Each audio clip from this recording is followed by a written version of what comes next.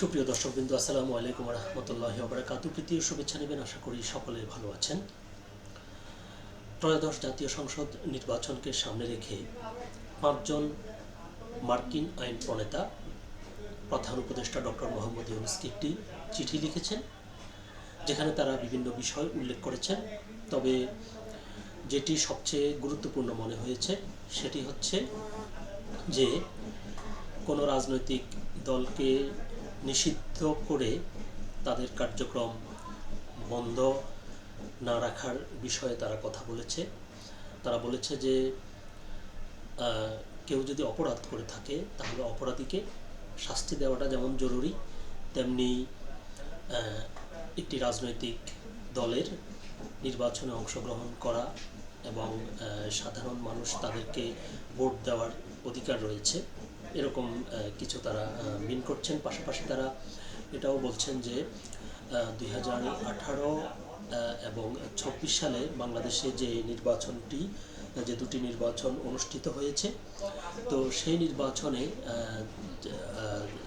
বিদেশি পর্যবেক্ষক যারা পর্যবেক্ষণ করেছেন, সেখানে তারা ওই দুটি নির্বাচনকে ত্রুটিপূর্ণ নির্বাচন হিসেবে অভিহিত করেছেন।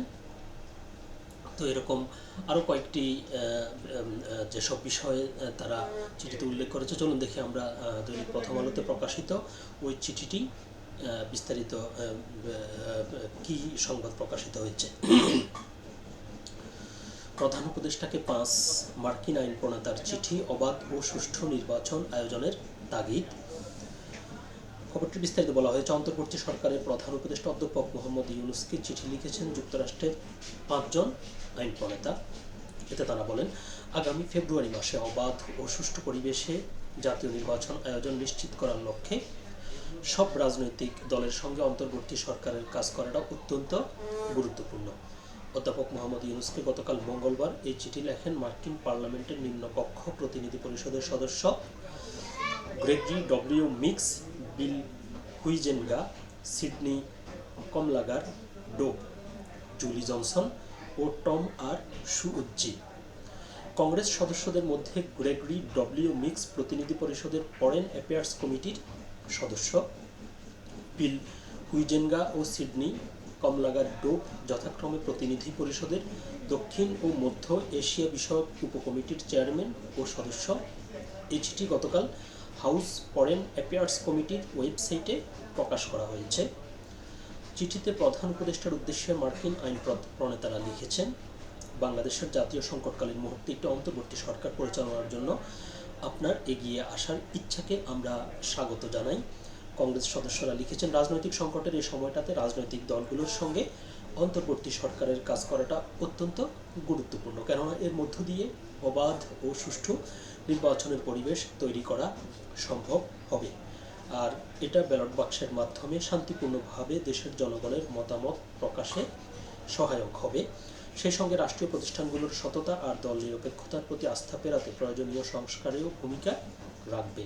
কিন্তু আমরা এটা নিয়ে উদ্বিগ্ন, সরকার যদি রাজনৈতিক দলগুলোর কার্যক্রম স্থগিত করে বা ত্রুটিপূর্ণ আন্তর্জাতিক অপরাধ ট্রাইব্যুনাল আবার চালু করে, তবে এসব করা যাবে না।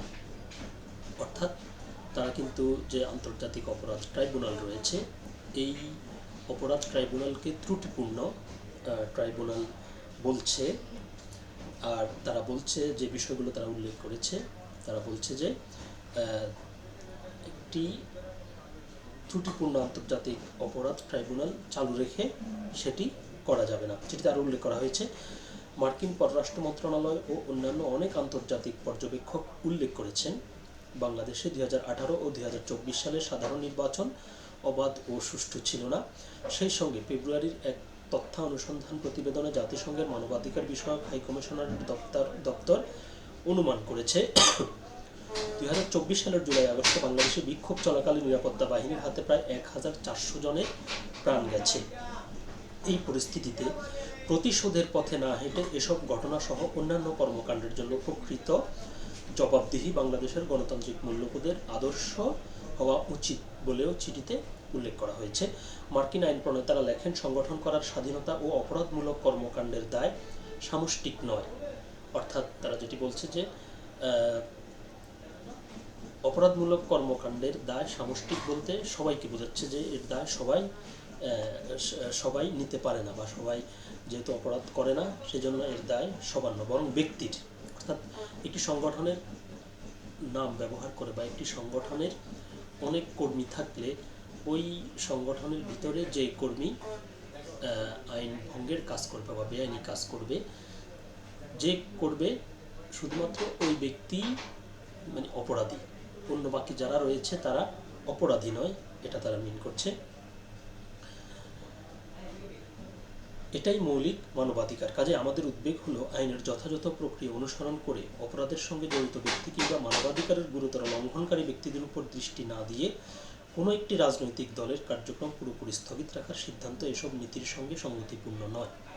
মানে তারা বলছে যে পুরো একটা দলকে নিষিদ্ধ করে দিলেন, এটা হচ্ছে বরং ওই দলের ভিতরে যারা বেআইনি কর্মকাণ্ডে লিপ্ত ছিল বা যারা মানবাধিকার লঙ্ঘনের মতো ঘটনায় জড়িত, তাদেরকে কিভাবে আপনি তাদের বিচার করবেন বা তাদেরকে আইনের কাছে সোপর্দ করবেন, সেটার প্রতি বেশি গুরুত্ব দেওয়াটাকে তারা জরুরি মনে করছে। আপনার সরকার বা পরবর্তী নির্বাচিত সরকারে এসে রাজনৈতিক দলের কার্যক্রম স্থগিত রাখা পুনর্বিবেচনা করবে বলেও চিঠিতে আশা প্রকাশ করেন মার্কিন আইন প্রণেতারা। তারা আশা প্রকাশ করছে যে অন্তর্বর্তীকালীন সরকার এই নিষেধাজ্ঞাটা উঠিয়ে দেবে, আর যদি এই সরকার না উঠিয়ে দেয়, তাহলে যদি কোনোভাবেই নির্বাচনটা হয়েও যায়, তাহলে যারা নির্বাচিত হয়ে সরকার গঠন করবে তারা যেন এই নিষেধাজ্ঞা উঠিয়ে দেয়। চিঠিতে তারা লিখেছেন, বাংলাদেশের জনগণ তাদের প্রতিনিধিত্বকারী সব রাজনৈতিক দলের অংশগ্রহণে একটি অবাধ ও সুষ্ঠু নির্বাচনের মাধ্যমে নির্বাচিত সরকার বেছে নেওয়ার অধিকার রাখে। চিঠিতে বাংলাদেশকে যুক্তরাষ্ট্রের একটি গুরুত্বপূর্ণ অংশীদার উল্লেখ করে মার্কিন আইন প্রণেতারা লিখেছেন, আমাদের দ্বিপক্ষীয় সম্পর্কও আগামী মাসগুলোয় বাংলাদেশের গণতান্ত্রিক উত্তরণে সহায়তা করতে আমরা আপনার এবং আপনার অন্তর্বর্তী সরকারের সঙ্গে কাজ করতে প্রস্তুত। তো মূল প্রতিবেদনটি পর্যন্তই ছিল। এখন আমরা দেখি যে এই চিঠির জবাবে ডক্টর মোহাম্মদ ইউনূস কী করে। তিনি এখন যেভাবে নির্বাচনী তফসিল ঘোষণা করেছেন, আওয়ামী লীগকে ছাড়া বা অন্যান্য যারা রয়েছে আওয়ামী লীগের শরিক, তারা যেরকমভাবে নিষ্ক্রিয় রয়েছে বা তাদেরকে কোনো সংলাপে তাদেরকে ডাকা হচ্ছে না, তাদেরকে ইগনোর করা হচ্ছে, এই চিঠির প্রেক্ষিতে ডক্টর মোহাম্মদ ইউনূস তার সিদ্ধান্ত পরিবর্তন করেন কিনা সেটি হয়তো সামনের দিনগুলোতে বোঝা যাবে। তো সকলে ভালো থাকবেন, সুস্থ থাকবেন, আল্লাহ হাফেজ।